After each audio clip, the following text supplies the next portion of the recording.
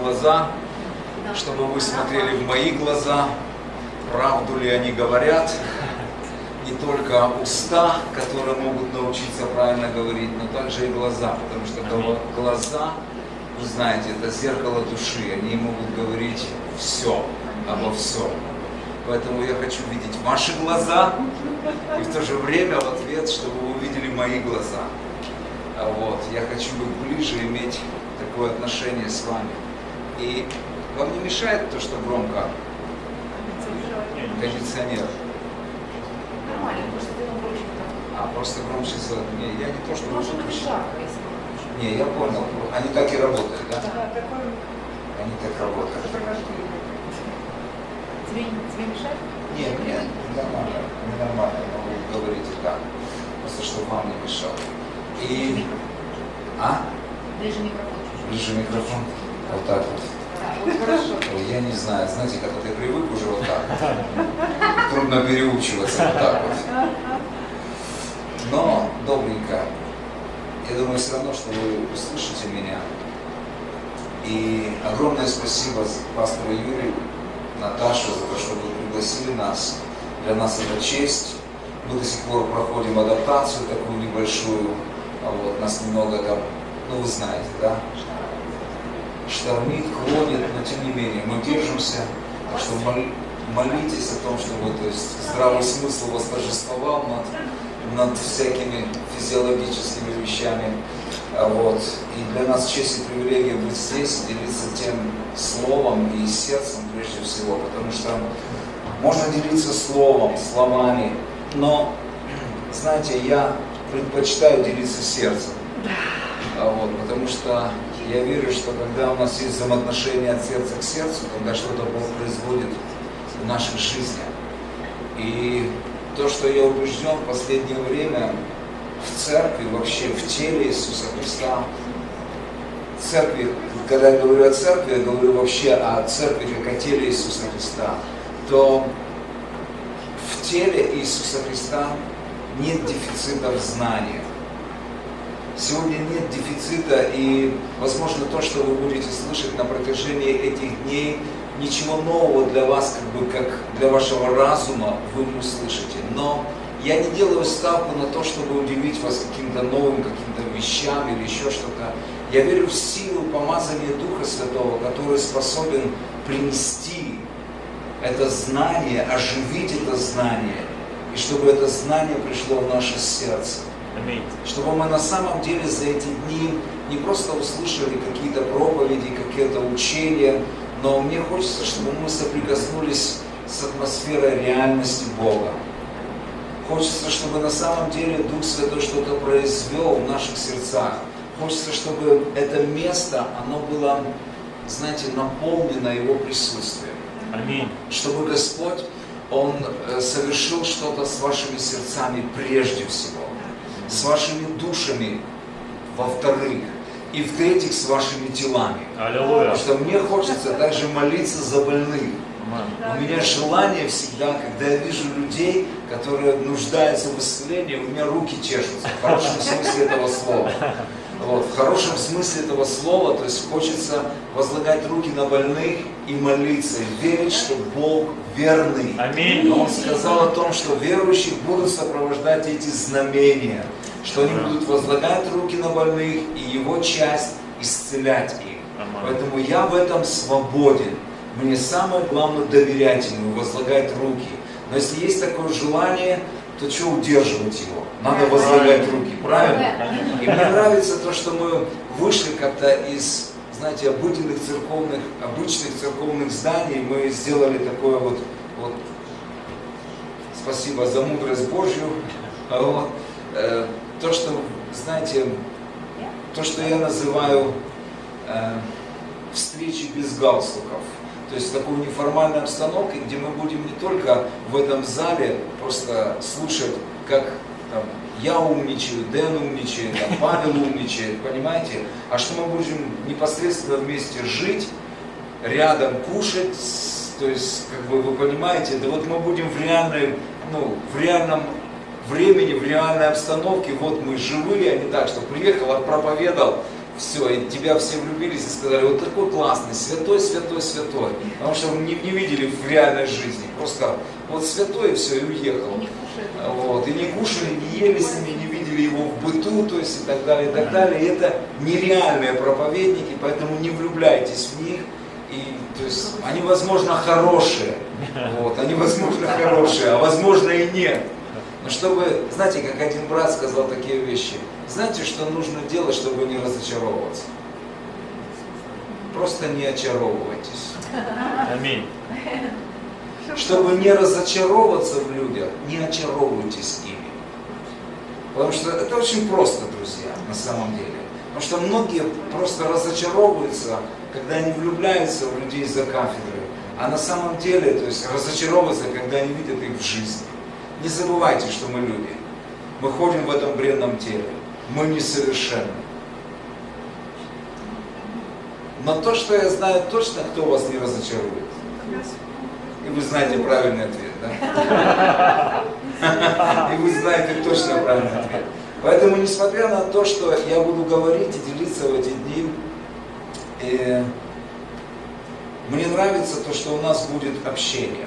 И мне хочется, чтобы у нас был такой открытый диалог, даже в конце, может быть, служения. Я, правда, не знаю, как будет заканчиваться собрание, может, мы будем молиться там или еще что-то. Но, тем не менее, мне хочется, чтобы вы задавали вопросы, чтобы у нас было такое интерактивное общение. Мне это нравится, на самом деле. Мне нравится это. Поэтому, если у вас будут какие-то вопросы разные, с заковырками, умные, глупые вопросы, не стесняйтесь. Хорошо? Просто если гложет вас, если внутри не дает покоя, лучше высвободить это и не мучиться, и спать спокойно. Правильно? Вот. Поэтому я за простоту. Я за то, чтобы мы были нормальными, естественными, чтобы мы были простыми и доступными, прежде всего, для Бога и друг для друга. Потому что Иисус не просто так, знаете, ученики видели жизнь Иисуса и следовали за Ним не только за Его проповедями, за Его учением. Они видели Его жизнь, они ели вместе с Ним, они спали вместе с Ним. То есть они имели взаимоотношения, они ловили рыбу вместе с Ним. Ну, разные вещи, они делали это вместе с Ним. Поэтому для меня это, знаете, даже у нас в церкви, я люблю, когда мы выезжаем, оставляем наши дела, там, церковные какие-то вещи, кафедры, вот, такие вот, знаете, церковные. И мы выезжаем в такую нестандартную обстановку, и мы едим, вместе поклоняемся, сидим у костра, поем песни, прославляем Господа. Просто супер, это сближает и что-то производит в наших сердцах. Мы узнаем друг друга. Поэтому, аллилуйя. Аллилуйя. Аминь. То есть, и Юрий представил, сказал, что я пастор церкви, вот, из города Верхнеднепровска, есть такой небольшой городок, провинциальный городок на Украине. И мы с женой переехали туда как миссионеры, и мы уже где-то 15 лет мы ведем церковь там. Вот. Я немножко говорил на домашней группе, то есть говорил, как я пришел к Богу, поэтому я не буду это говорить. Позвольте просто с места в карьер. В хорошем смысле этого слова. Добренько. У вас есть Библия? Я хочу помолиться сейчас и попросить, чтобы Иисус, который присутствует Духом Святым на этом месте, Он пришел и преломил с нами свое Слово. Иисус, я благодарю Тебя. Спасибо. Господь, мы на самом деле здесь, чтобы быть как Мария. Мы хотим просто оставить все, отвлечься от всего, просто быть эти дни с Тобой, в Твоем присутствии, иметь отношения прежде всего с Тобой, сидеть у Твоих ног, слушать Твое Слово, быть омытыми Твоим Словом, Твоим Духом, Твоим присутствием, Твоей святой кровью. Иисус, я прошу Тебя, приди этим вечером на это место и преломи с нами Твое Слово, Твой хлеб, чтобы наши глаза открылись, Аминь. чтобы наши жизни изменились, Господь, я просто прошу Тебя, чтобы Ты действовал в эти дни. Господь, я прошу Тебя, чтобы Ты благословил каждого человека на этом месте, в эти дни. И те вопросы, которые они задают Тебе, на эти вопросы они получили ответы. Господь, благослови в духе, душе и теле каждого. Господь, я просто прошу Тебя, приди в эти дни незримо своим присутствием и проявись явно среди нас. Господь, мы желаем переживать Тебя. Мы желаем переживать Твою реальность больше и больше. Мы позволяем Тебе проникать в нашу жизнь, в наши сердца глубоко. Мы позволяем Тебе, Богом, быть на этом месте и делать то, что Ты хочешь, Господь. Мы разрешаем Тебе, Дух Святой. Мы разрешаем Тебе, Дух Святой. Мы любим Тебя. И мы обещаем Тебе всю славу. Во имя Отца и Сына и Святого Духа. Аминь. Слава да будет Богу. Аллилуйя. Аллилуйя.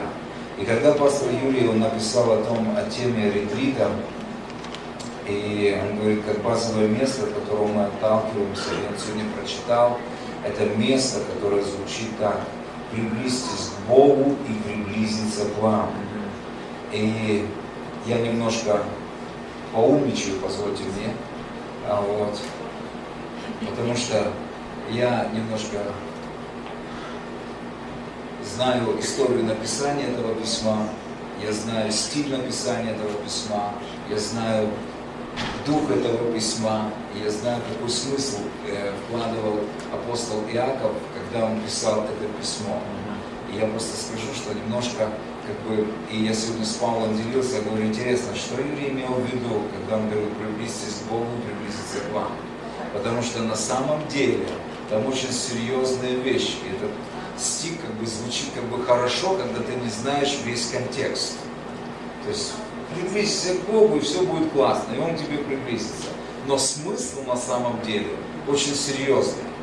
Если вы читаете вообще все это послание, если вы знаете историю написания, что Иаков был на то время, он был главой церкви, то есть стал во главе Иерусалимской церкви, и он на самом деле любил свою церковь, и это была многотысячная церковь, он знал нужды этой церкви, и начались гонения на церковь. И церковь, просто святые, были рассеяны. И письмо начинается так: всем святым, 12 коленам, которые были рассеяны. Своего рода вы тоже рассеяны, друзья. То есть, своего рода вы тоже рассеяны, потому что ваши корни, то есть, они не здесь.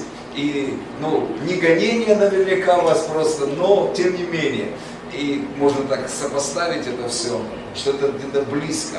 И когда Иаков писал, знаете, стиль его послания был очень конкретный. Он не разглагольствовал, он там не объяснялся, не расшаркивался с ними, там в любви не объяснялся. Он конкретно просто бил в цель.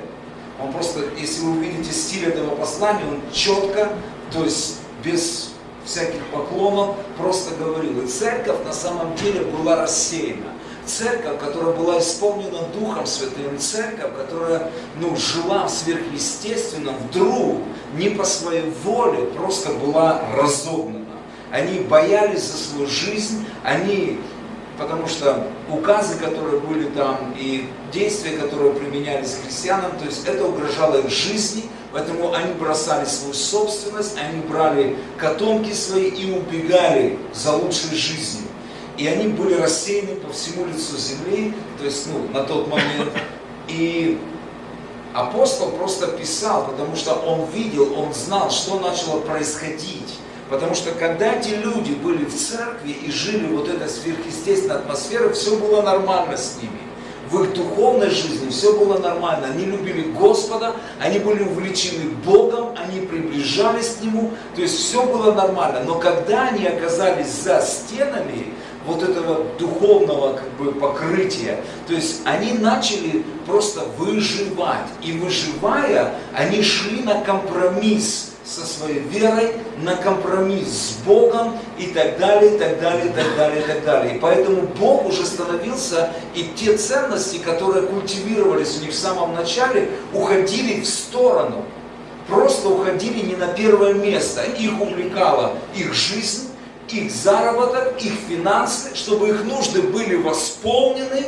То есть, вы понимаете, и ради этого они шли на компромисс, не отрекаясь якобы от Бога, потому что они молились Ему. Потому что Павел говорит в 4 главе, да, он говорит, вы просите Бога, но не получаете. Почему? Потому что просите не на добро, а чтобы употребить для своих вожделений. То есть центр вашего внимания, смысл вашей жизни просто изменился. И дальше он вообще очень круто говорит. Он говорит, вы вообще-то прелюбодеи и прелюбодейки. Вы представляете? Говорит, вы вообще-то, вы не знаете, разве вы не знаете, что любовь к миру является враждой против Бога? То есть серьезное такое послание. Вот поэтому и далее идет вот этот стих. Говорит, разве вы не знаете, что Бог до ревности любит дух, живущий в вас? И он говорит, смиритесь перед Господом. Он говорит, приблизьтесь к Богу, и тогда приблизится к вам. Тогда ваши нужды действительно будут восполнены. Вы фокус потеряли. Вы понимаете, это был просто крик пастора, который любит своих овец и видит, что они просто уклонились от истины. У них вражда, у них ссоры, у них зависть, у них разногласия. Вы понимаете, это то, что написано буквально в 4 главе, откуда мы взяли основание этого стиха. И он говорит, ребята, что-то с вами не так. Поэтому очистите руки, грешники. Вау! Вы представляете? То есть исправьте сердца двоедушные. Вы понимаете? То есть как бы вы разделились в этих вещах. И это Иаков. Поэтому когда я вот буквально перед этим служением, я читал это место, перечитал это место Писания, и я знаю, как бы, знаете, дух послания, есть такое умное слово, как герменевтика. Когда ты знаешь смысл, историю послания, дух послания, причина послания, тогда ты понимаешь, что там написано на самом деле. Вы понимаете, да? Поэтому Павла спросил, интересно, что имел в виду Юра, когда говорил, вот это местописание, которое мы имеем. Именно это. Что ты имеешь в виду? И Павел говорит, давай будем мотивировать хорошим людей, чтобы они приближались к Богу. Именно в хорошем, говорю, потому что завтра никто больше не придет на служение. Вы понимаете? Но я вам просто говорю, потому что немножко умничаю, поэтому я немножко знаю просто, что написано, в каком стиле написано, что именно имеется в виду. Я не думаю, что я буду вас обличать на самом деле, но есть определенные вещи, которые я буду говорить. Это, я думаю, если Бог позволит, знаете, я сразу перестраховываюсь, если Бог позволит, потому что Бог дал мне 3 проповеди. Вот, 3 проповеди, которые, я верю, и я узнал, что, как раз я узнал, что 3, у меня есть больше проповедей на самом деле. Но есть 3 проповеди, которые, они очень, как бы, идут по касательной и даже глубоко заходят в эту тему. И сегодня я буду говорить об открытых глазах. Завтра буду говорить, не придумай себе Бога.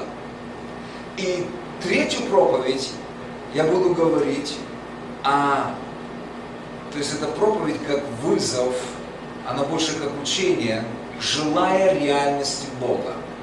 Что нужно для того, чтобы на самом деле реальность Бога в нашей жизни, она пришла. Чтобы мы жили в этой реальности. Потому что есть 2 реальности. Это реальность этого мира, в котором мы тоже можем жить, и есть реальность Царства Божьего, Царства Бога. И вот наш выбор. Поэтому если Господь позволит, мы будем в этом течь.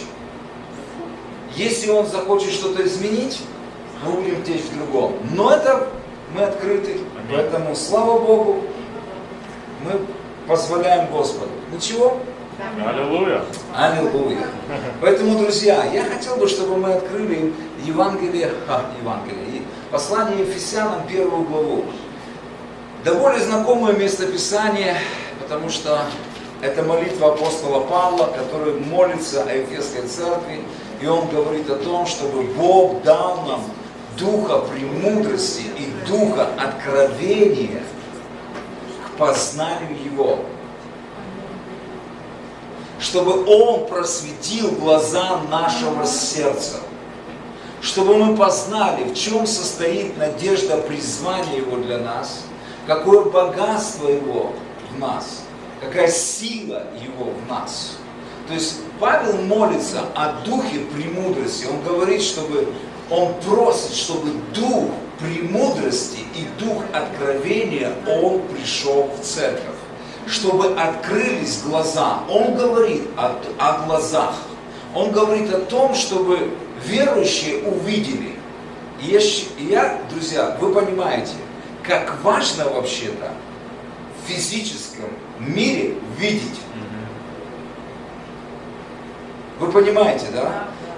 Мы не ценим, друзья, очень многих вещей, пока мы их не потеряем. Аминь.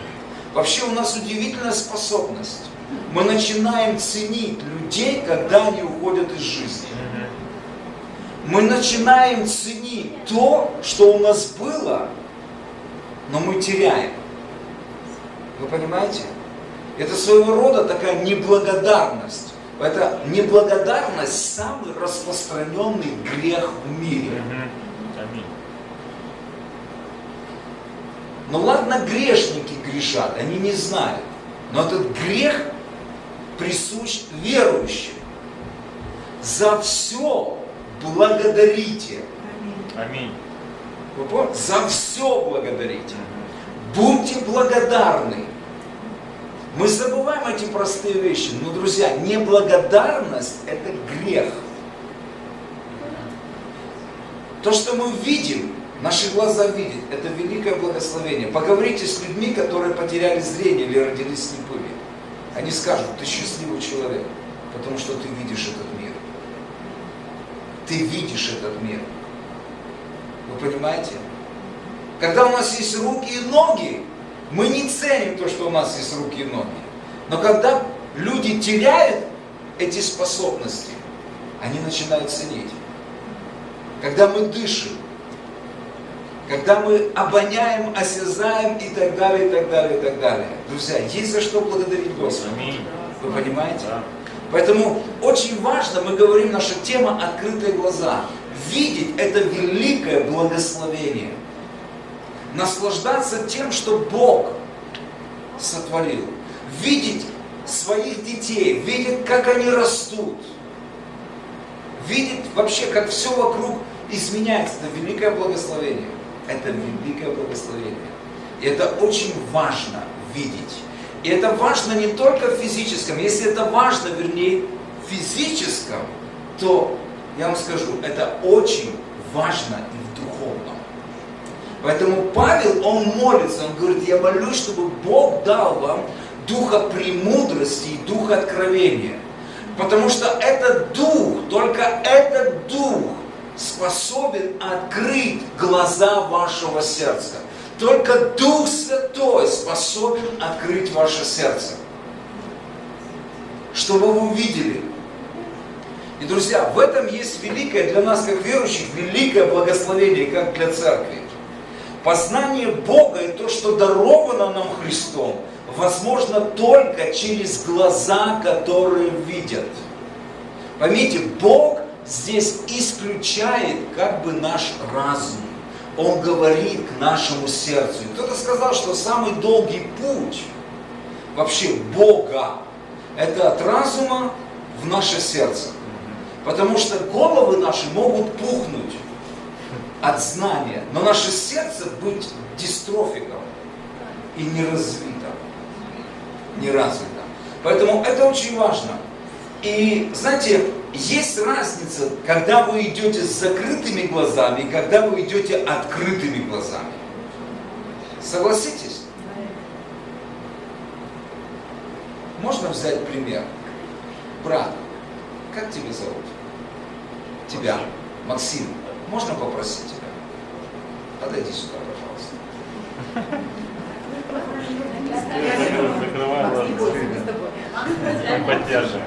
Не бойся, все нормально. Да, я добрый человек. Значит, Максим, твое задание, смотри, твое задание, просто пройти вот так вот, мимо кафедры, и это, просто пройди туда. Можешь просто пройти. Ты, конечно. Ну, ты пройди. И увидишь. А ты потом увидишь. Ты знаешь, если ты читал Библию, ты увидишь, что часто, когда Бог говорит, сделай это, Он не говорит зачем.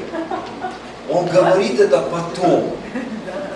Если бы Бог сразу показал вам, друзья, какие козни, искушения и испытания вы будете переживать в вашей христианской жизни, вы бы наверняка сказали, 300 лет оно мне надо.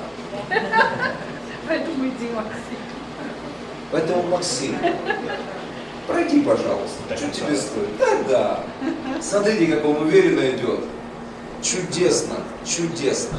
А теперь давай по-честному. Закрой глаза. Да.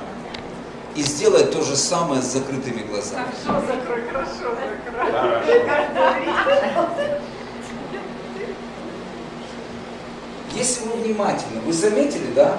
Он приблизительно запомнил, где есть опасность. И знаете, что он сделал? Он замедлил ход и стал быть очень осторожным. И он боялся что-то, хотя он очень уверенно пошел с открытыми глазами, дефилируя. Все нормально. Извини, ты по-другому, ты красивее, конечно, пошел. Вот. Но назад он шел, и он раз, и он, если вы были внимательны, да? И он как бы не уверенно, куда пойти. То есть он боялся что-то снести или задеть. Спасибо тебе большое. Трудно было? Нет, не трудно. Нет, она назидательна. Спасибо. Друзья, вот это наша жизнь. Это очень реально простой пример. Когда вы видите, вы уверенно идете по жизни. Вы понимаете? Вы ничего не боитесь. Вы различаете жизнь, где опасность, где то, где другое, где третье. Когда вы слепы, вы идете по жизни неуверенно, вы боитесь, вы идете на ощупь. Вы знаете, в чем трагедия? Большинство христиан вот так вот и живут, на ощупь.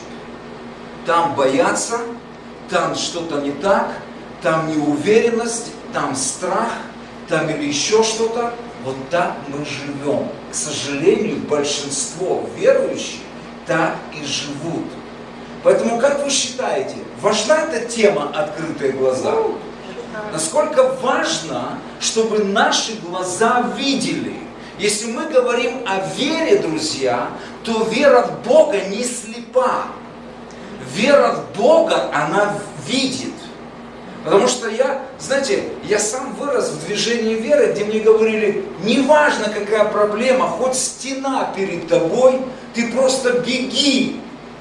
Это у Бога проблема будет, как убрать эту стену, а ты беги. Вы знаете, сколько людей разбились об эту стену по вере? Потому что стена не убирается. Они просто слепо бежали по жизни, и лбы разбиты, жизни разбиты, разочарования просто много. Потому что они просто слепо бежали по жизни. И я не верю, знаете, в слепой религиозный фанатизм. Я верю, что Божья вера, она видит Бога. И когда глаза нашего сердца, они видят, мы бесстрашно находимся, живем в этом мире. Вы помните эту историю, записанную в 4 Царств, 6 глава? Елисей и его слуга Гиези. Помните, да? Помните этот наглядный пример? Два верующих, глаза которого одного видят, второго не видят. Их самочувствие. Когда их окружили, и это было утро, слуга Гиези вышел утром рано, потянулся, зевнул и застыл в страхе. Он увидел, что весь город окружен колесницами вражескими. Все, и он говорит, все. И он в страхе просто побежал к Елисею и говорит, отец мой, говорит, беда, мы окружены, смерть нам, погибель, мученическая смерть и так далее, и так далее, и так далее. Елисей говорит, не бойся, потому что тех, кто с нами, больше, чем с ними. И я думаю, что Гези посмотрел и подумал, все, стареет Елисей. Стареет Елисей. Потому что я-то моложе, я вижу на самом деле, что кто с нами? Ты да я, да мы с тобой. А их целое полчище, они пришли за нами. И там был страх, там был ужас, а впереди молодые годы, все, зачем я согласился ходить с человеком Божьим, вся жизнь коту под хвост, извините за выражение, 300 лет оно мне надо. Вы понимаете, что переживал Гиези? Все, он уже попрощался с жизнью. Когда Елисей увидел это все, он помолился и сказал, Господь, открой ему глаза. И вы помните, глаза открылись, и Гиези расправил плечи. Аллилуйя! Знаете, как в той притче. Знаете эту притчу про мышу, которая попала, мышонок, которая попала в винный погреб? Нет? Мышонок попал в винный погреб, пытался выбраться просто с погреба, пытался выбраться, устал, мытарства такие, все, упал, все, конец жизни. И заснул от усталости. А вот заснул он под краном от вина. И там кап, кап, кап. И потом он проснулся, потянулся, говорит, ну где этот кот?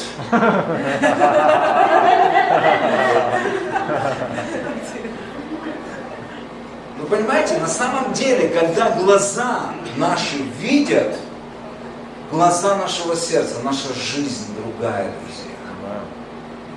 Поэтому так важно, чтобы наши глаза видели. Смотрите, Откровение 3 глава. Откровение 3 глава. Вы знаете, слышали, да, о 7 посланиях церквям? Кто слышал? 3 человека слышали? Слышали, ладно, я так просто придираюсь.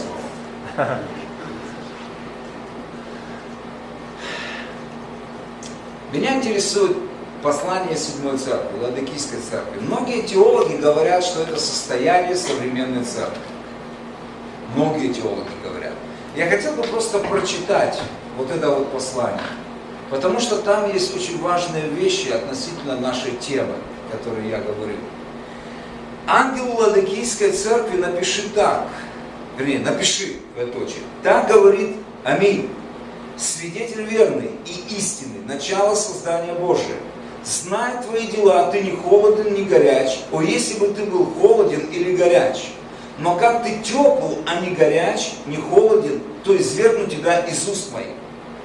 И вот смотрите, что говорит Иисус. Смотрите, у церкви было свое исповедание о себе, исповедание веры. Иисус пришел и говорит, что извини, твое исповедание и твоя действительность, твое мнение о себе очень сильно отличается от моего мнения о тебе. Поэтому очень важно для нас знать не то, как мы исповедуем, не то, как мы верим, а что думает о нас Господь. Потому что это была трагедия для церкви. Церковь думала, что она крутая, церковь думала, что она в пробуждении, церковь думала, что она преуспевает, что она... То есть, видимо, возможно, какие-то вещи было, но духовное состояние церкви было ниже плинтуса. Но они были все, грудь в орденах, то есть как бы все нормально, мы герои веры. И вдруг Иисус просто приходит и обличает, и говорит, ты говоришь о себе, что я богат. Разбогател и ни в чем не имею нужды. Но ты на самом деле не знаешь истинное состояние вещей. Ты несчастен, ты жалкий, ты нищий, ты слепой и ты голый. Вау! Мнение церкви о себе и мнение Господа об этой церкви. Вот так думали люди в этой церкви, что с нами все нормально. Потому что они не видели многих вещей. Поэтому они были холодные, вернее, теплые они были. Поэтому для меня очень важно, что Господь думает о нас. Не то, что я думаю, даже не то, что я исповедую правильно, а то, что на самом деле происходит в моей жизни. Знаете, я не против исповедания веры, но я не верю в исповедание веры без веры. Извините за каламбур. Я не верю в исповедание веры без веры. Потому что, знаете, я не знаю, как вы, но я родился в церкви, где мы исповедовали очень много Слова Божьего. И то, что ранами Иисуса мы исцелены, и то, что мы имеем ум Христов, и то, что мы крутые вообще-то. Но в жизни, то есть я понял одну вещь, сколько бы ты ни исповедовал, что ранами Христа ты исцелен, если ты не имеешь веры в то, что сделал Иисус на самом деле на кресте, то ты будешь исповедовать это до конца своей жизни здесь на земле. Потому что Павел говорит во втором послании к Коринфянам, 3 глава, 4 глава, 13 стих, он говорит, я веровал и только потом исповедовал. А у нас просто было наоборот. Мы думали, что от исповедания придет вера, и тогда все проблемы уйдут. Но мы просто поменяли местами то, что на самом деле. Он говорит, я веровал и потом говорил. Поэтому я не против веры, друзья. Но знаете, очень часто, особенно когда люди увлекаются верой, то объектом веры становится уже не Бог, а вера. Я верую, я возьму веру. Но Писание говорит, чтобы мы имели веру в Бога. Вы понимаете? Объектом веры является Бог, а не объектом веры является вера. Это очень важно такое. Вы понимаете, да? Может быть, вы не застали этого, но я вам делюсь своим сердцем то, что я пережил. То, что я пережил на самом деле. И просто акценты немного сместились. И смотрите, Иисус просто говорит своей церкви, мы возвращаемся в Откровение 3 глава.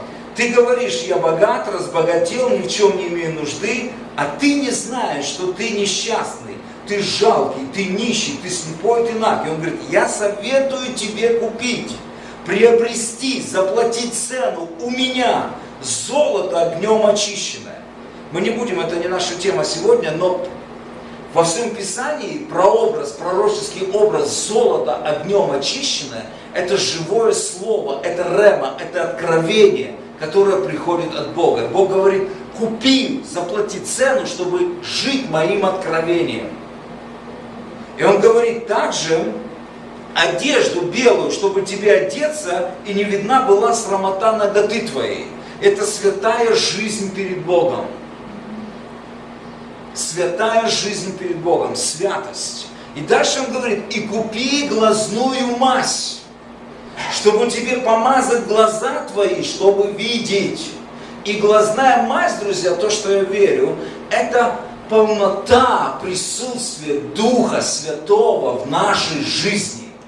Потому что мы читали в Ефесян, помните, он молился о том, что я прошу, чтобы дал Духа премудрости откровения, чтобы просветить глаза. Только Дух Святой имеет способность снять всякую пелену и открыть наши глаза.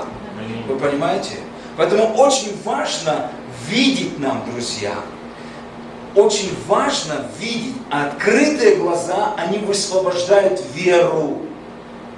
Они высвобождают веру. Аллилуйя. И когда мы видим, нет страха, неуверенности и сомнений. Правильно, Максим? Спасибо тебе за наглядное пособие. Но мы все увидели, как мы можем жить и как нам не нужно жить. Аминь. Я хочу вам привести очень тоже одну историю, которая записана в Библии, Луки, 24 глава. Мы можем открыть? Вы знаете это местописание. Вот. Два ученика. Я не знаю, почему Писание не открыло имя другого ученика, но одного звали, как, Паша? Павлик. Там написано, да?